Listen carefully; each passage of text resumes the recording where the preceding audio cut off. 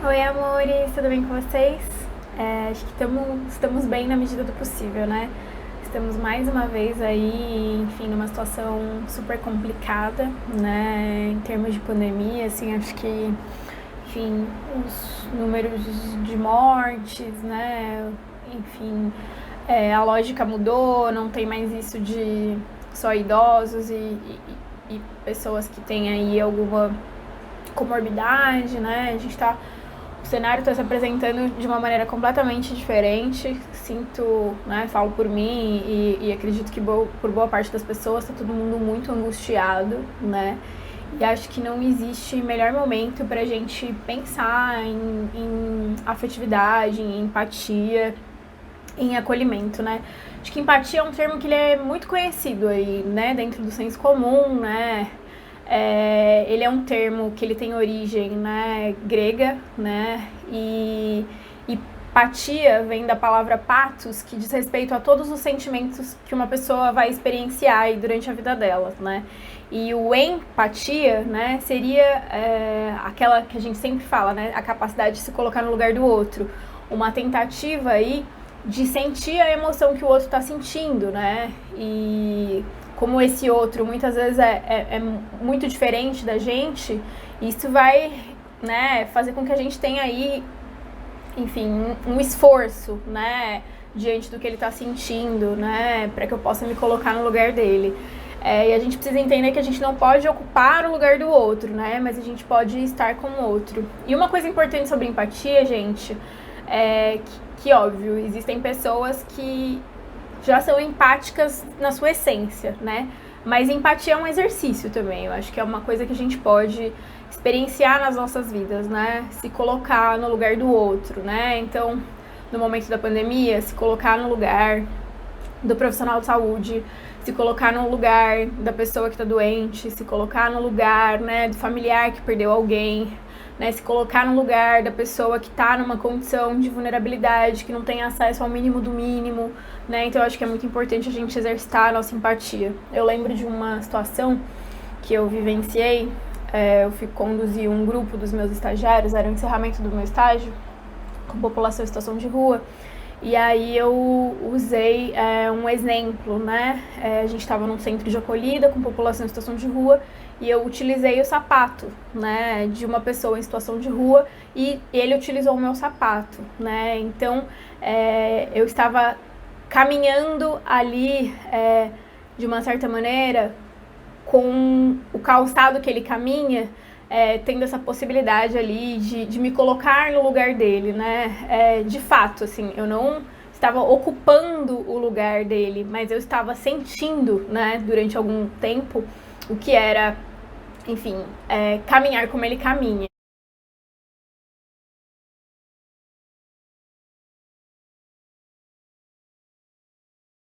Tem um autor, gente, que ele é a referência teórica para mim em psicologia, né? Ele se chama Vygotsky. E ele vai procurar explicar a empatia a partir da arte, né? O que ele vai dizer? Ele vai dizer que é como se existisse uma projeção do observador para dentro daquela obra contemplada, né? Então, por exemplo, quando eu assisto um show de um acrobata andando numa corda bamba, né? Eu me sinto, eu me sinto nele, né? Eu sinto frio na barriga, eu sinto nervoso por aquela situação. A mesma coisa quando eu ouço uma música e de repente eu me transporto para aquela música. Quando eu vejo um filme e eu me transporto para aquele filme, né? Ele vai dizer que a empatia é uma possibilidade de sair de si em direção àquela manifestação artística, né? Então seria uma forma da pessoa, né, ampliar o seu universo através da arte. E o que acontece, né? Quando a gente entra em contato com a arte, ela vai nos propiciar ali emoções contraditórias, emoções antagônicas, né? E que quando a gente consegue superar essas emoções, essa contradição dessas emoções, vão provocar o que o autor vai chamar de catarse. E catarse, para ele, é a transformação mais radical das emoções, que ela pode transformar tristeza em alegria, passividade em atividade, heteronomia em autonomia, né? E aí, se a gente for voltar, né, então, se a gente for pensar no início da pandemia e pensar agora novamente, por isso que a arte e a cultura, elas foram, né, e ainda são tão importantes em tempos de isolamento social, porque elas dão pra gente essa possibilidade aí de transformar as emoções. E aí o Vygotsky vai dizer, né, que sem empatia, né, sem você se colocar, se permitir estar de fato ali no lugar daquela manifestação artística, não há catarse, né?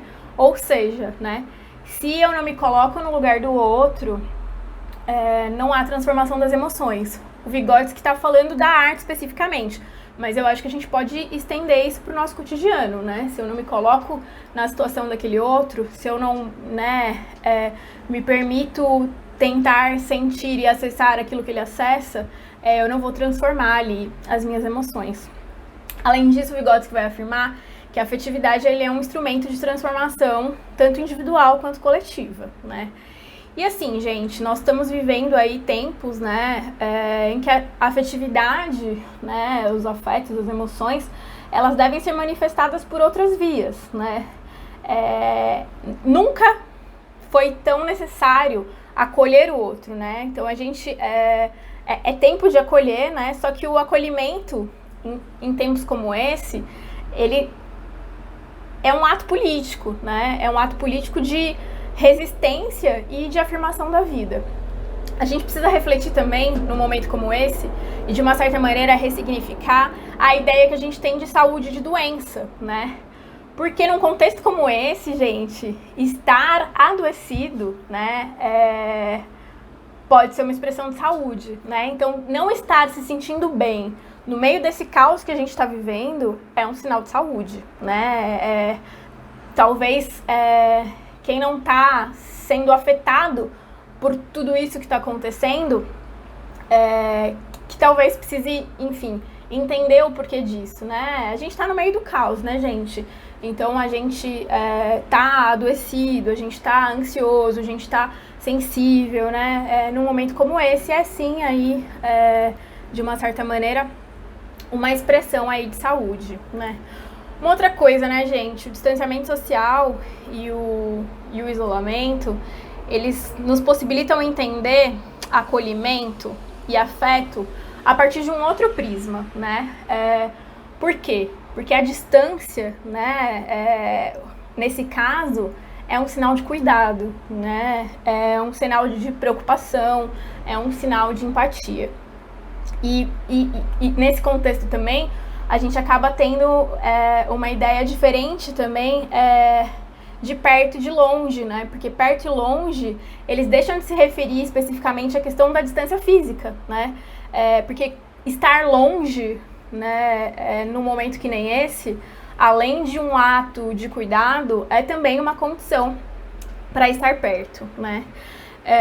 Em um cenário, né, gente, de ameaças, insegurança, incerteza, que é o que a gente tem vivenciado no nosso cotidiano, o cuidado ele se torna um ato revolucionário, né, que vai habitar aí o nosso cotidiano. Eu recebi um vídeo de uma aluna minha que estava falando justamente, né, como a máscara, né, nos impediu de sorrir, e o sorriso também é uma forma de dar afeto, né? E acho que a pandemia nos mostrou que a gente precisa acolher o outro de outras formas, né? Eu acho que a gente nunca a tecnologia foi tão necessária, né, para ser esse ponto de encontro, né, entre as pessoas, para ser esse momento de acolhimento, esse momento de estar perto. E uma outra coisa que nesse vídeo, né, é mencionada é que, assim, existem mais pessoas boas no mundo do que pessoas ruins, embora a gente tenha a sensação do contrário, né? E por que a gente tem essa sensação? Porque as pessoas ruins, elas fazem mais barulho, né, do que as pessoas boas. Então eu acho que é tempo da gente primeiro se colocar no lugar do outro, é tempo de a gente acolher, é tempo da gente trocar afetivamente com esse outro, dentro das nossas possibilidades e impossibilidades, né? É tempo da gente se afetar e se deixar afetar pelo outro. E mais do que isso, né, gente? Eu acho que é tempo da gente fazer barulho, né? Porque se nós somos a maioria, enquanto a gente silencia, a gente dá a sensação de que a gente não é a maioria, né? E aí aumenta o cansaço, aumenta o desgaste, né? Eu acho que eu tenho ouvido de muitas pessoas o quanto emocionalmente tá difícil, né? E enfim, e aí isso acaba atingindo fisicamente também, né? Nosso corpo começa a responder também a toda essa dificuldade. Então eu acho que é tempo de acolher, é tempo de ser empático, é tempo de fazer barulho, é tempo de estar junto, né? É uma frase que eu falava no comecinho do canal, né? Quando eu fiz os vídeos falando sobre a pandemia, né? Sobre quarentena, sobre o coronavírus, sobre, enfim, questões mais políticas, que é estar junto sem estar junto, né? Enfim.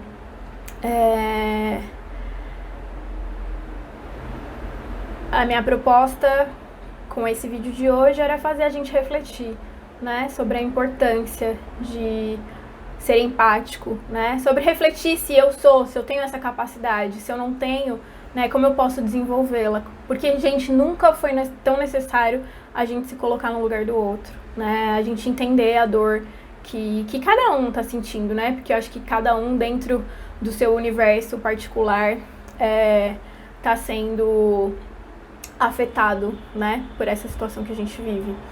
Então, enfim, gente, é isso. Muito obrigada, né? Os pedidos são os mesmos de sempre, né? Curtem, comentem, compartilhem. Quem não é inscrito no canal, se inscreva. Queria tanto bater 1000 inscritos, mas tanto, gente. Enfim, então se vocês puderem colaborar, eu agradeço. E é isso, gente. Acho que o afeto siga nos afetando agora mais que nunca, tá certo? Um beijo.